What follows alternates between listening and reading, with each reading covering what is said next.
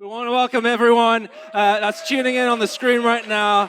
Thank you for joining us in this new series that I get to kickstart this morning. It's called What is Truth? And if you don't know me, my name is Geoff, and I get to be the pastor here with my wife in Hereford. It is great to be here with people in the room, and I'm excited to get into this message. This is my type of message. I'm going to geek out over this. I have geeked out over this. I hope there's some geeks in the room who are going to join me in the geeking out process, because I'm going to bring you some statistics. I'm going to bring you some numbers. Some of them might mean something. Some of them might mean nothing to you. However, I've got two prayers on the back of this, and that is, one is for the people who would call themselves followers of Jesus, those who believe, those who have a faith.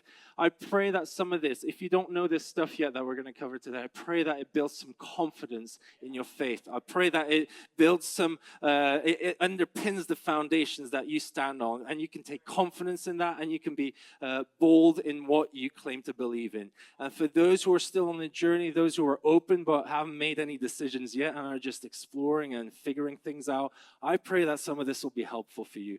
I pray that you'll understand through this that we're not just believing in a myth or a fairy tale, but we've got some clear evidence for the things that we believe in. And that's what we're going to cover today. So what is truth? Let's dive into it, shall we? Join me into it.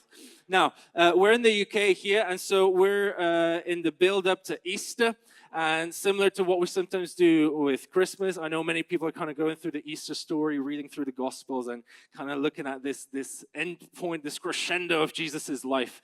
And as you go through the story, you end up at this place where Jesus ultimately gets arrested. He gets questioned by Jewish religious leaders, and a whole bunch of stuff happens there. But then these guys can't, by their own laws, necessarily kill him for what he's done. So they want someone else to do their dirty work for them. So they bring Jesus to the Roman governor, Pilate, who is there and governing over this area called Judea. And so we come to this point where there's this interaction between the two, Pilate and Jesus. And we're going to pick this up in John 18. So let's have a look at the screen. And this is Jesus talking now. And they've just had a conversation about whether Jesus is a king or not. And then Jesus says this. He says, "For this purpose I was born, and for this purpose I've come into the world, to bear witness to the truth. Everyone who is of the truth listens to my voice." Pilate said to him, "What is truth?" What is truth? This is where we got the title of the series from. And so what we know is that Pilate said it. What we don't know is how he said it. Like, was he at this point maybe slightly frustrated, done with all these Jews trying to have him do their dirty work, and just, Jesus saying this thing about king and all other world kingdom and all that stuff, and he's just like frustrated. He's like, what is truth anyway? Like, I'm going to be done with this now. I can't spend much time on this. Or maybe he's been thinking about this. Maybe it's been something that's been stirring within his mind, and actually he's looking Jesus in the eye, and he's actually asking the question, well, then what is truth? Right? Tell me. I'm intrigued. And so we don't know how he said it, but we know that he said it. And this line, what is truth, is something that's been around mankind for a long, long time, right? We know that this day and age, it's very relevant because you look online and you don't know what's real and what's not real anymore. Right? I literally had a friend this week tell me, running a successful business, and they literally made an avatar out of this man that on screen, they can basically type in anything in any language and he will say it in his voice. It's for the purpose of training and for it to be able to be sent out around the world for different languages. But it's my friend on the screen speaking perfect French or perfect Mandarin. I'm like, you can't speak those languages. What is truth? It's like things can get so manipulated right now. Things like AI can be used for such good, but we know that some of this stuff will be used to deceive. We know that social media only portrays a certain aspects of people's lives. There's a lot that we're having to ask, is this a lie? Is this true? Should I listen to this? Should I not? Fake news? Yes, no? Who knows? And so it's something that people have been struggling with for a long time. Now, I don't know. Maybe you've been contemplating life. Maybe you've been asking yourself, what is my life? What is truth? What is purpose? And you've been going deep into those things. Or maybe you just have a wife who asks you, what do you think of my new dress? My new hairstyle? And you're not saying anything out loud, but in your mind, you're like, what is truth anyway? Because truth is a hard thing to hear sometimes. But also, the person delivering the truth can sometimes get the backlash. So men, you must tread carefully. Be careful what you say. Now, my wife, she found out quite early on in our relationship that I'm quite truthful in the way that I wear my heart on my sleeve often, especially if you ask me, right? And so this was before we got married. I've been corrected this morning, so this was when we were engaged already, although that's not how I remember it. But what is truth anyway? And so we were perusing through this wedding magazine. I genuinely thought it was in Cardiff, in Paget Street. Anyway. I'm proved right a lot of times, but then there's those moments where you just don't know. It's like, it's not worth fighting this. So anyway, she's right. So we're perusing through this magazine of wedding dresses and just having a look, and she's asking my opinion. Now, the thing is, if you ask me my opinion, I will give it to you. And if you don't specify how you want that opinion to be delivered, you'll get the unfiltered version. And so we were still early on in our relationship, so she learned. She does it differently now. I gave my opinion, and basically by the end of the magazine, I had not liked one dress. I did not like one of the hairstyles in there, and I had freaked her out. Because clearly she did, and she was planning on wearing something like this and doing something like that. And now she was contemplating whether marriage was still an option. It's not true. It's not true. But it was like, it freaked her out, because I'd thrown in my truth grenade, shattered dresses and hair everywhere. Like nothing was good anymore. And so, bless her, on our wedding day, she looked perfect. She looked amazing. She had the most beautiful dress. Her hair was down. I loved it. Her shoulders were out. I was like, oh, this is amazing. Anyway, I'm remembering it vividly. It was a great time. We're still married. It's all good. Amazing. Now, there's other times where, the principle of truth gets challenged because maybe your truth isn't the truth. So again, my wife this week, she texted me saying, the AC in my car isn't working. Can we book it in to be checked and fixed? Because obviously it's getting warm. Boys in the car, sweaty mess. That's not good. So, but yeah, fine, that's annoying, but sure. And then yesterday we're driving. We've got some time to ourselves. We're driving off in my car. She said, oh, it's quite warm. Can we put the AC on? And I'm putting the AC on. And I'm like, wait a minute. In your car, did you actually press the button that says AC, or did you just lower temperature expecting it to cool down? And she was like, not sure. I was like, well, there's your problem. Your truth, what you thought that the car was broken, is not the truth. And so sometimes our truth isn't the absolute truth. It just feels like it. And so I did check the car. I did check the AC, but then here's the principle of how someone else's truth can infect your mind and make you doubt. Because the air coming through was it wasn't warm, it wasn't lukewarm, it was cool. But now I'm starting to doubt myself. Is it cool enough? Is this how cool it was when I drove this car before? I don't remember, so let's get it checked. But she messed with my mind because, again, what is truth now? I don't know anymore. So back to Pilate and Jesus, and back to Scripture. You have now Pilate standing in front of this man who claims to bear witness to the truth, and this is why he was born. But for those who have read through the Gospels, the 4 eyewitness accounts of Jesus' life, his ministry, his death, his resurrection, Matthew, Mark, Luke, and John in the Bible, the first 4 books of the New Testament, for those who've read through it, you will have come across probably this verse. In John 14, it says this. Jesus makes another claim, and he actually says, I'm the way and the truth and the life. No one comes to the Father except through me. Now, he's not saying, I just come to bear claim to the truth, but he says, I am the truth. Now, what does that mean? Because that's quite a statement. You got Pilate standing in front of this man that now claims to be the truth as well. What does that mean? Now, in history, I've been again corrected. I'm not supposed to use a certain word, so I'm not going to say it.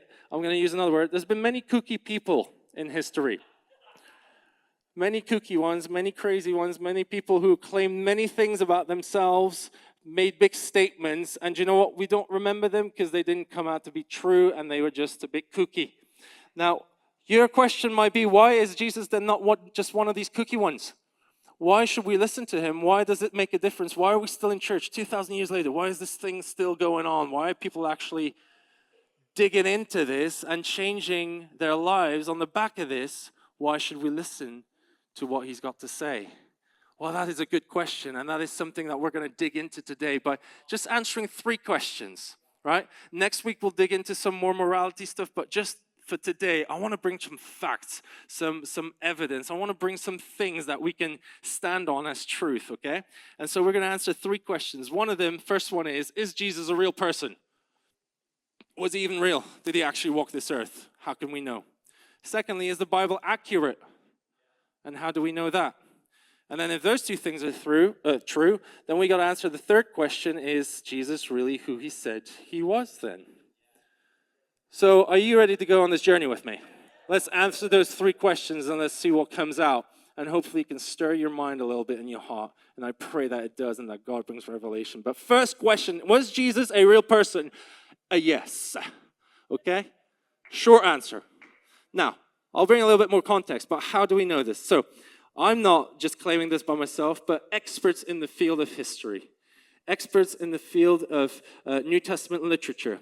These aren't people with a bias because they're Christian. These are people of all kinds of belief systems. You've got agnostics in there, humanists, atheists. You've got all sorts of people, but they are experts in this field.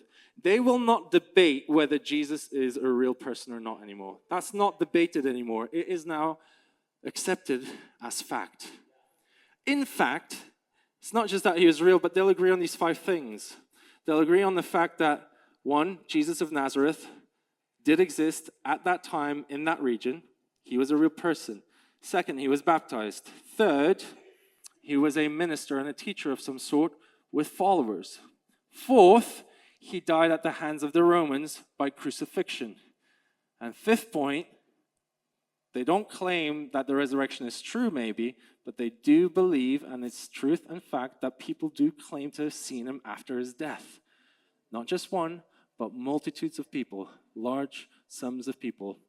And so 5 things that don't get debated, those are true now historically, and we could take them as fact. It even goes further than that. It's not just the historians of this day, but we've got even historians from the 1st century that write about Jesus.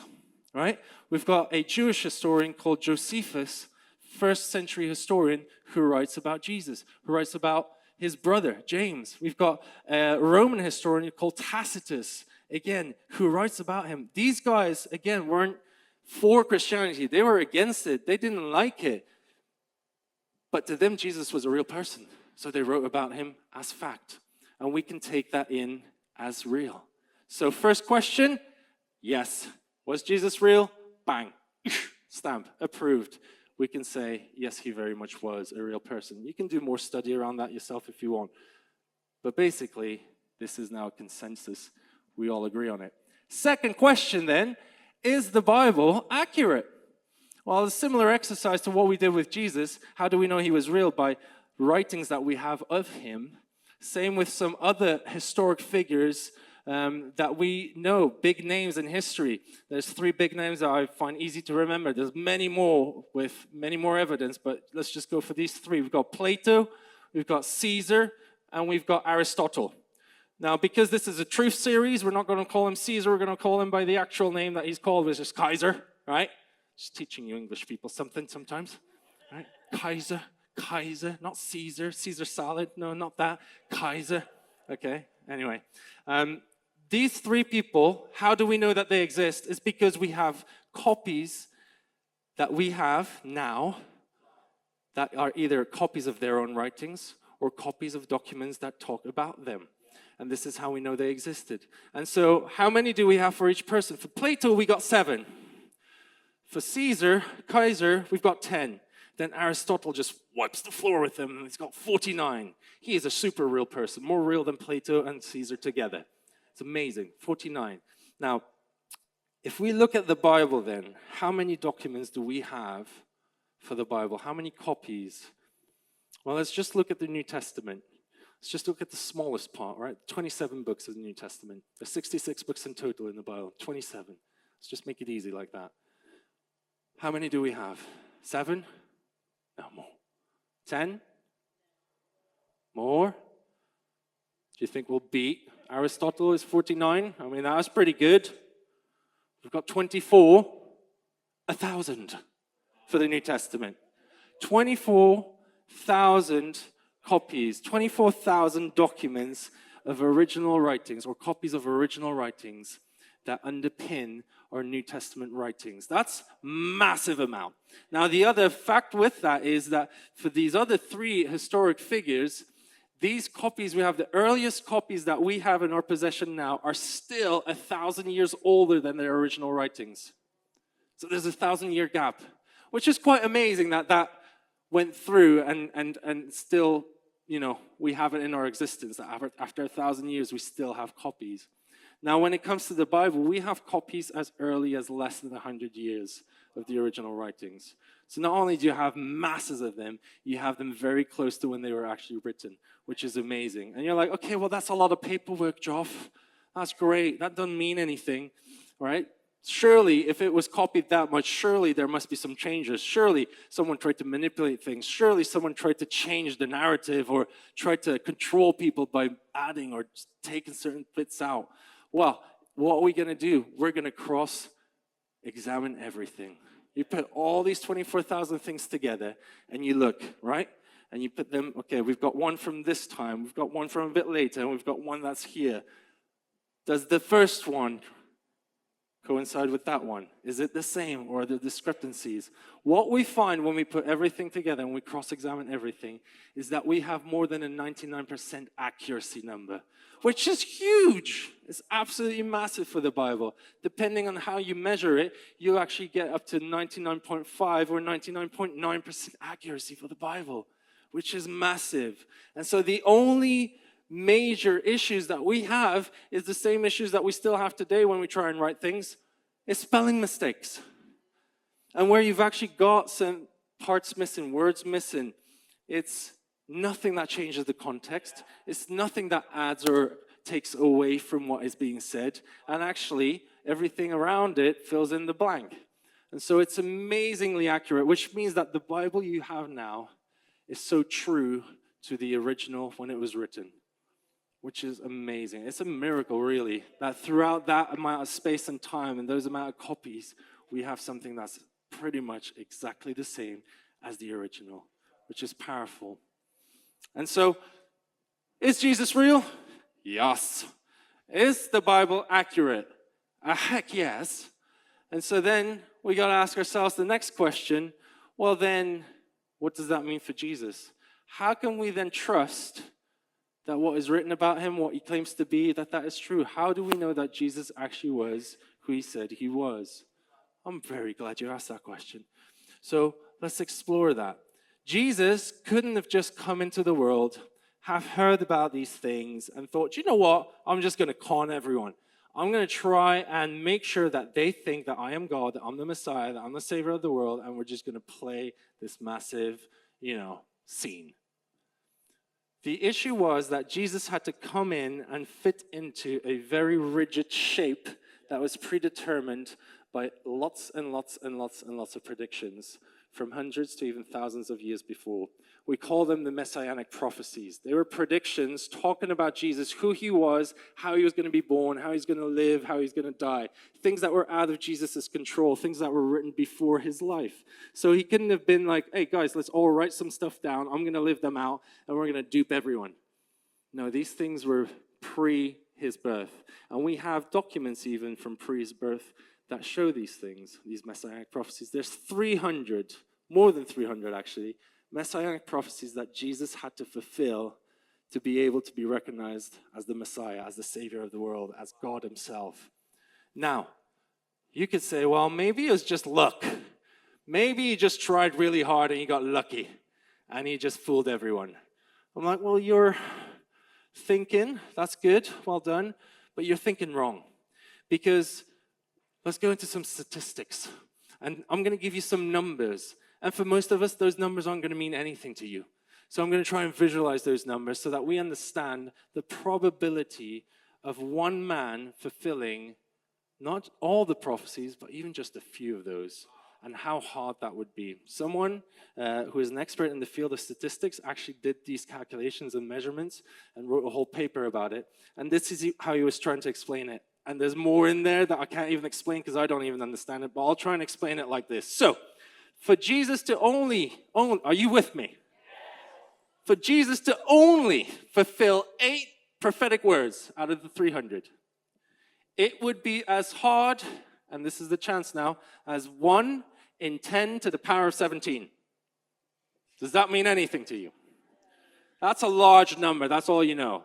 That's 10 with 17 numbers, right? 17 zeros. It's a lot. It's a huge number. Now, again, numbers, when you see them on paper, they're kind of hard to imagine sometimes how big it is. I think people even struggle to understand the difference between a million and a billion. A million seconds is 11 days. Anyone know how much a billion seconds is? It's more than that. Well done, Steve. You are bright, man.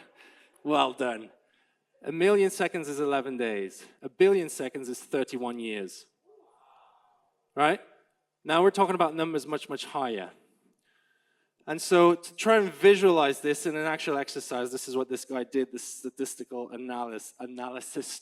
He did this. He was like, let's take a landmass of a certain amount of landmass. And what we need is about 2.2 times the UK size. Right? So I'm going to pick France, which is bigger than the UK. Right there, France, la France, okay? And so what you're going to do with France is you're going to bless them now. You're going to take all the pound coins you own and you're going to chuck them into France. And you're going to fill France with pound coins. We got a picture? There you go. There's your pound coins. All the pound coins, they're going to cover the whole landmass of France. Not just one layer, but up to 2 feet deep. That's a lot of pounds. It's going to be great for their tourism, bad for their environment, okay? However, they're going to be rich. And so you've blessed France, you've put all those coins there, and then I'm going to ask Steve. Steve, do you know what? I need you to represent this 1 in 10 to the power of 17. So what we're going to do, now that France is covered in pound coins, I'm going to blindfold you, Steve. I'm going to take a pound coin, I'm going to mark it with my Sharpie, I'm going to chuck it into France, I'm going to get millions of bulldozers to mix it all up. I don't know where I'm going to find them, but I'm going to do this. And then I'm going to ask you, Steve, blindfolded, to just walk around France. And at one point, when you feel comfortable enough, Steve, you just pick up a coin. And if that is my coin, that's your 1 in 10 to the power of 17 chance. You're more likely to be hit by lightning every single year of your life than to do that. That's for how many prophecies? 8. Now, do you want to know what happens, how it looks like when we try and double that to 16 prophecies? Right, I prepared this for you as well. It's in the paper, you can read it. Just fact check it if you want to, but this is where it blows my mind. My wife's got a prop for me. Wilson. Anyway, for those of you who know the film, it wasn't a tennis ball back then. So this time, you can go to the next one. If we want to try and fulfill, one man to fulfill 16 prophecies, not 8, 16 now, it's going to be, the chance is 1 in 10 to the power of 45. Massive number. But how do you visualize that number? So, this is the sun. Okay, if the sun was the size of a tennis ball, how big would Earth be? About a small grain of sand. Okay, there's about 1 million Earths fit into the sun. So if this is the sun, actually, Steve, do you want to come and be my assistant up here? Come on, come on, come on. I did it differently this morning. I think a bit of crowd participation. You love this. Can you put this on your head? This is the sun on his head, shining bright. Look at that, amazing. Now, here's my grain of sand. There's literally nothing in my hand, but just, you wouldn't be able to see anyway. But my grain of sand, how far, like in realistic terms, if this was the size of the sun, how far would the Earth be? Anyone know? Ish, yeah, maybe a little bit further. It's basically 7 meters. 1, 2, 3, 4, 5, 6, 7. It's beautiful sun, beautiful Earth. This is the realistic distance between, okay? Now, for this exercise to work, let's take our pound coins out of France. Let's multiply them by a lot. And basically what we're going to have to visualize now is a sphere of pound coins. At the center of the sphere, you have the Earth, right here. The edge of the sphere is beautiful, Steve, with the sun right there. So this sphere goes all the way there, but all the way to the other side there. I'm at the center here with the Earth. That's the sphere, okay? That's not the sphere. To actually imagine this sphere, it's got to be 30 times bigger than that. Try. Ugh, come on, crank that brain. try, 30 times bigger than the sphere that we're thinking of right now. That's the sphere of coins, £1 coins you would need to then do the same exercise and say, Steve, again, I chucked one of these coins in with a Sharpie mark on there, Sharpie mark.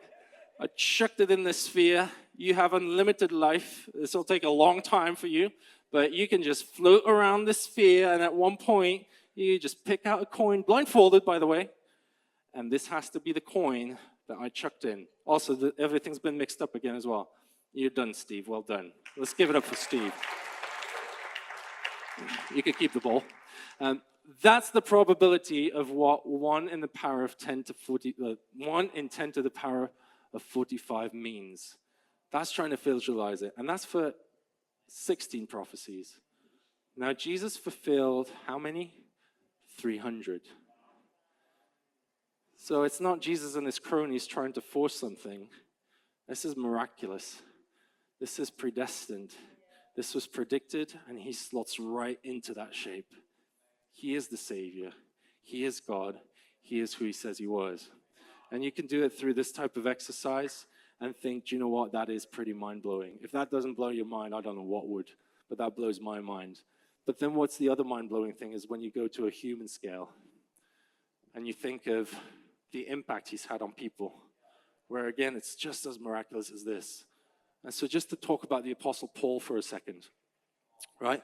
When we meet Paul, we actually meet him as Saul. It's his Hebrew version name in the book of Acts in the Bible. And we come across him not as a follower of Jesus, but actually as the opposite. He is a Pharisee. He is a religious leader of that day, and he is on the up in his career. He is doing well. He is the next superstar there in the Pharisaical world. And so he's got this deep, deep hatred for anything to do with the way, which is Jesus and his followers. The term Christian wasn't invented yet at that point, so it's called the way. It's anything to do with people following Jesus and having that faith. And so his mission, what he's been committed to now, and he's got the authority to do, is to destroy it. Not leave a remnant of it on the earth. Destroy it, because he sees it as poison. He sees it as evil. He sees it as something that will contaminate the law of God that he believes in and that he aligned his life to. And so this guy, he persecutes the church. He persecutes the Christians. They are imprisoned. They are flogged. Some of them are killed. He is trying to eradicate this whole thing like a big cancer. That's his life's mission. Until one day, he's on the road to Damascus, continuing his mission. And what happens? He's got an encounter with Jesus himself. In that encounter, he falls off the horse, he's struck blind, and he hears Jesus' voice speaking to him, being like, Paul, what are you doing? What are you doing? Why are you persecuting me? He's like, who are you? Who am I persecuting? He's like, I am Jesus. And he is absolutely mind blown. The very one that he is objecting to, the very one that he was trying to eradicate off the earth, and all his followers is now speaking to him. And in that moment, everything turns around. From that point on, Paul, or Saul, who was trying to eradicate this faith off the earth, now becomes the defender of the faith. This person who has such a hatred for this now becomes the very one who is going to give his whole life to this thing. Everything changes. And so much so that he goes around and shares this truth with anybody, everybody. He sets up churches. He gets imprisoned for it. He gets beaten for it. He gets left for dead. He gets shipwrecked. He gets bit by snakes. Again, he gets imprisoned. A lot of stuff happens, and he keeps on going. Do you know why? Because he's had an encounter with the truth. What he once thought was true, all of a sudden, his eyes were open, and he's like, that was not it. This is it. Jesus is it. I've met him. I've heard him. I've had an encounter with him. My life is now in his hands. And everything changes. So much so that at the end, he is willing to die and get beheaded for this truth. People don't die like that. Don't live like that for lies. The disciples all died a gruesome death, except for John, maybe, because of what they experienced, believed.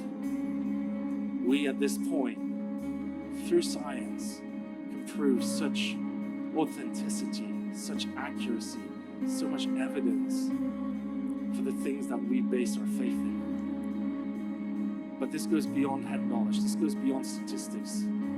This is all about an experience of us and God's love for us. And this is ultimately what it's about. The reason I'm bringing you this, you can see this in John 20. I've got one last scripture for you. It says this. And it's talking about Jesus, talking about his miracles, it's talking about his life. And then John writes this, but these have been written so that you may believe with a deep abiding trust that Jesus is the Christ, he's the Messiah, he's the anointed, the Son of God, and that by believing and trusting and relying on him, you may have life in his name. That's the reason we're doing this message here today. So that if you're struggling, if you're still searching, if you're still unsure, that you can base some of this on evidence. But so that this truth may ring aloud into your mind and your spirit. And there's something stirring you thinking, do you know what? There's something about this. I need to pay attention to this. I can't just dismiss it. There's too much stuff. And you either got to dig a bit deeper, do a bit more research if that's what you want to do. Or you got to say, do you know what? That's enough for me. I'm ready to say Jesus was real. The Bible is accurate. And it portrays that Jesus is really who he said he was. And that means that he loves you. That means that he died for you. That means that he's ready to forgive you of all the wrongdoing you've done. But he's ready to give you fresh life, fresh hope, fresh joy. And say, do you know what? Now it's time. It's time for you to be reconciled. It's time for you to be redeemed. It's time for you to come into my presence and for us to do this life together. I have put things in you. I've put potential in you. I've put life in you. Do you know what? We're going to walk this out. You don't have to do it alone. I'm right there with you. I know the hairs on your head. I know what's in your tomorrow. I know what's in your Tuesday. I know what's in a decade of time. I've got it all planned out. Just walk it out with me. Do not worry. Seek first my kingdom and my righteousness. I'm there. All the rest, I'll provide for as well.